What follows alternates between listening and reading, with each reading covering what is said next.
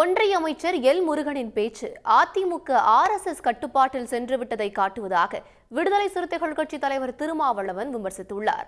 திண்டிவனத்தில் செய்தியாளர்களை சந்தித்த அவர் இது தொடர்பாக எடப்பாடி பழனிசாமி விளக்கம் அளிக்க வேண்டும் என்று வலியுறுத்தினார். அதிமுகவினர் பாஜக RSSின் கட்டுப்பாட்டுக்குள் போய்விட்டார்கள்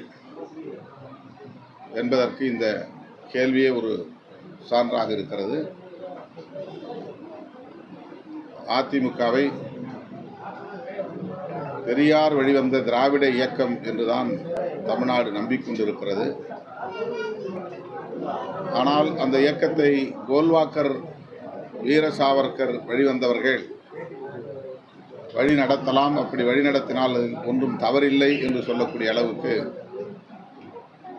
நிலைமை மாறி இருக்கிறது என்பது கவலை அளிக்கிறது.